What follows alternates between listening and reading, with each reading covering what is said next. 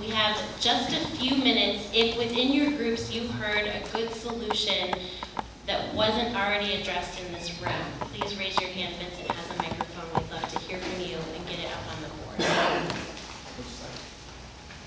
Great. Microphone's coming.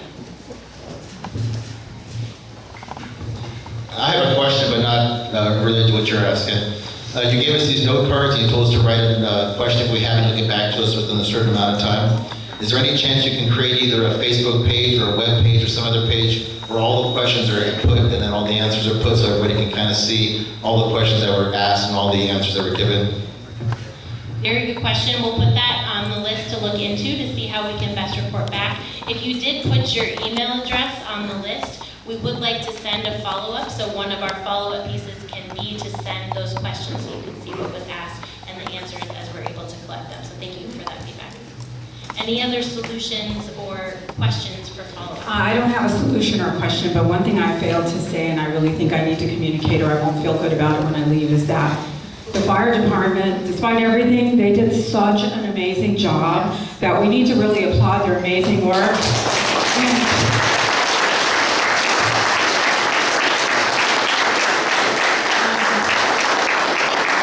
They saved my home, so I'm really indebted to them. Yes, thank you.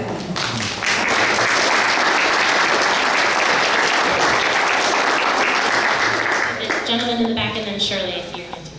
Yes, one of the things I wanted to bring up is that they said that for the homeless agency that they got some money coming to them, and they were talking about how they're going to use it. And I was wondering if they can put it up either on Facebook or a website that people can see their plan on how they're going to deal with the homeless, the budget, how's it going to be safe for the community, and whether they're going to execute it with a timeline so that we can kind of know and be in the loop instead of in the dark and still see the homeless. Because my insurance went up at my home because of the fires. And like I said, we just barely moved into Riverside. We love the city, we like the people here, and we just want to stay here in the long run, but we don't want our house to be burnt down just because things weren't taken care of. Thank you. Yeah, I can answer that question.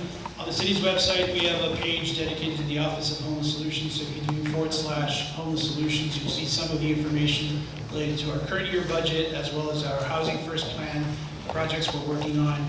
I got told today that our PSET stats are 2 months behind, so we'll make sure that that information is updated promptly. I would like to offer the same sentiments as the previous young lady to the firemen because they saved my house in '97. Because I can get tearful over. And I also appreciate all the work of the police force and what they're doing. And they gave us some good issues about if someone isn't maintaining their property, to actually call in code enforcement and have something to do. Thank you. I see 2 hands, and then we'll stop there, but I will be staying around, so if you have any questions afterward, and of course we do have the note cards, and if you need more note cards afterward, okay, we have 3 questions. Keith, I didn't see your hand, and then... Oh, I'm sorry. No, Keith. Okay, it's not so much a question, it's just a statement, and I think there's been a resounding message here about the lack of collaboration and the fire department's map that they passed out. I think a lot of folks that got here later, there were no copies left, but I mean, this illustrative map shows it all of how many ownerships are in this, and we've said this 15 years ago with Dana, you know, we've had to deal with the same issues, and it's really this collaborative group effort, and it's so good to hear folks from the county and other folks bring that up, so that's all I'm saying.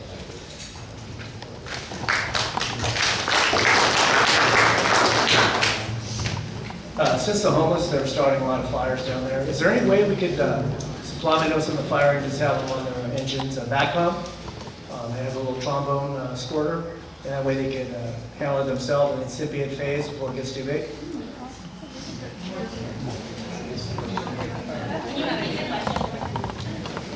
Could we possibly, since the fires are starting with the homeless in the river bottom, could we supply them with back pumps like we use them on wildland fire engines, I think? With that back pump, with a trombone squirter, that's 5 gallons in it? Could we Supply the homeless people with their own little back pumps, they can fill them up. If they start them on fire, they clear it out. Brett? Well, that's not something that we have in our budget. I mean, I don't want to defer to Homeless Solutions on this one, but it's not something that the only back pumps that we have are on our brush trucks. And frankly, I just don't see us handing out. No, the city, could the city do it? Not you guys, but the city. I mean, the kid farm's pretty small. No? We can definitely look into it.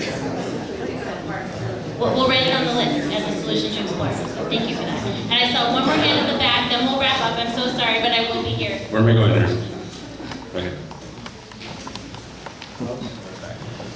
Excuse me, a couple of years ago, when this homeless thing first came out, I said something in front of the city council that it would be years before we housed any of the homeless and the houses we're going to build for the homeless. So 2 years later, almost to the day, I'm curious if you can tell me how many homeless we've housed with the housing for the homeless.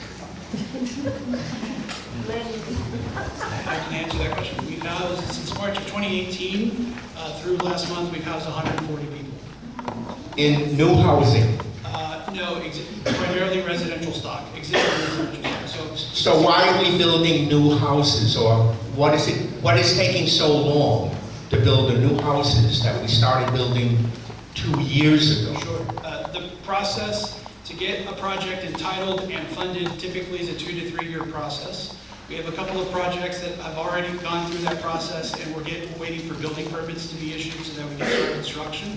The two right off the top of my head are both Habitat for Humanity projects. There's one on Mulberry and one on Myers.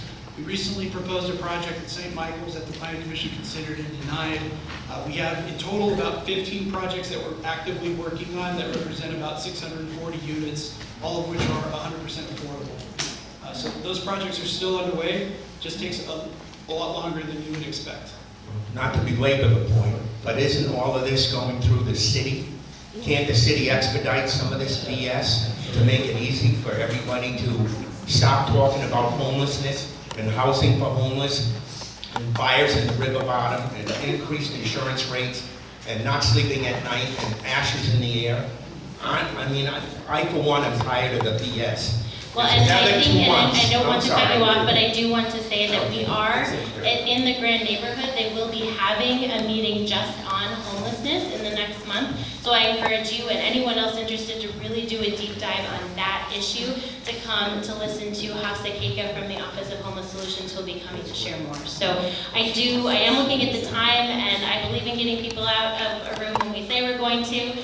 So I want to thank all of our presenters today for coming. Thank you so much.